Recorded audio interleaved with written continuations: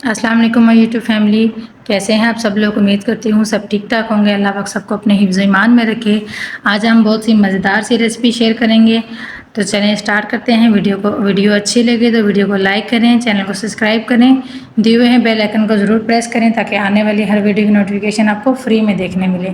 بسم اللہ الرحمن الرحیم۔ آج میں بناؤں گی اسپیگیٹی۔ تو اسپیگیٹی کو ابالنے کے لیے میں نے پانی رکھا ہے، اس میں 2 چمچ آئل ڈالا ہے، 2 چمچ نمک ڈالا ہے۔ تو اس کو ابال آنے کا انتظار کریں گے۔ جب اچھا سا ابال آ جائے گا اسپیگیٹی ایڈ کریں گے۔ اسپیگیٹی کو میں نے چھوٹے چھوٹے پیسوں میں توڑ لیا تھا تاکہ کھانے میں ہمیں مسئلہ نہ ہو۔ اسپیگیٹی کو ایڈ کرنے کے بعد ہم اس کو چلا لیں گے تاکہ یہ چپک نہ جائے ساتھ میں۔ 1 سے 2 منٹ میں ہماری اسپیگیٹی اچھے سے بوائل ہو جائے گی۔ میں اس کو ڈھک دوں گی تاکہ اس میں اچھا سا بوائل آ جائے۔ تو دیکھیں ماشاءاللہ ہماری اسپیگیٹی اچھے سے بوائل ہو گئی ہے۔ میں نے اس کو اتنا ہی بوائل کیا ہے، زیادہ اوور کوک نہیں کیا۔ اس کو میں چھنی میں ڈال کے ٹھنڈے پانی سے گزار لوں گی تاکہ یہ چپک نہ جائے۔ میں نے یہاں پہ چکن لیا ہے، بون لیس چکن لیا ہے میں نے 500 گرام۔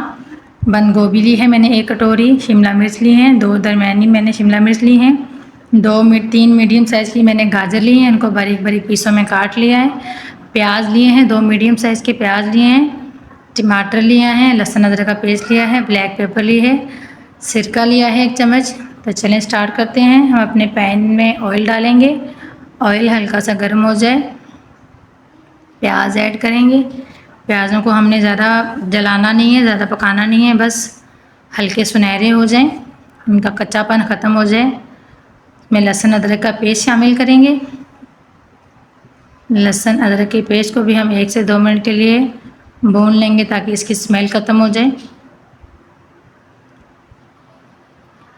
چکن ایڈ کریں گے، لہسن اور پیاز کے ساتھ ہم چکن کو بھون لیں گے تاکہ ہمارا چکن اچھے سے کوک ہو جائے۔ آپ چاہیں تو کوئی سا بھی میٹ لے سکتے ہیں، قیمہ بھی لے سکتے ہیں۔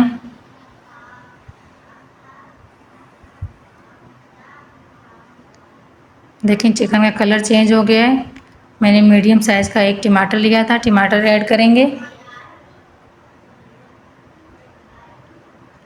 ٹماٹروں کو بھی اچھے سے گلا لیں گے۔ گاجر ایڈ کریں گے، گاجر کو بھی 1 سے 2 منٹ کے لیے ہم بھون لیں گے۔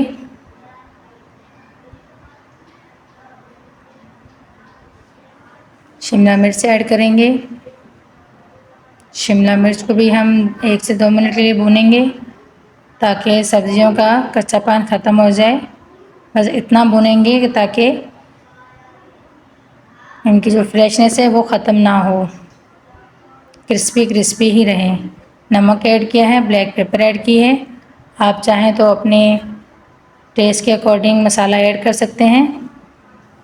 میں اس کو 1 سے 2 منٹ کے لیے ڈھک دوں گی تاکہ ہماری سبزیوں کا کچا پن ختم ہو جائے۔ تو دیکھیں ماشاءاللہ ماشاءاللہ ہماری سبزیوں کا کلر چینج نہیں ہوا۔ میں بند گوبھی ایڈ کروں گی، بند گوبھی جلدی گل جاتی ہے، اس لیے میں نے اس کو لاسٹ میں ایڈ کیا ہے۔ اس کو بھی 1 سے 2 منٹ کے لیے الٹ پلٹ کر بھون لیں گے۔ تو دیکھیں ماشاءاللہ ہماری سبزیوں کا کچا پن ختم ہو گیا ہے، لیکن ہماری سبزیوں کا کلر بالکل ویسے ہی ہے۔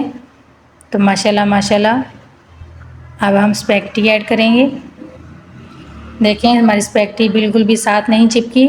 میں نے اس کو پانی سے اسٹین کرنے کے بعد ٹھنڈے پانی میں سے گزارا تھا اور 1 چمچ آئل لگا کے اس کو میں نے رکھ دیا تھا۔ آپ ضرور ٹرائی کریں، مجھے ضرور بتائیں کہ آپ کو وہ ریسیپی کیسی لگی۔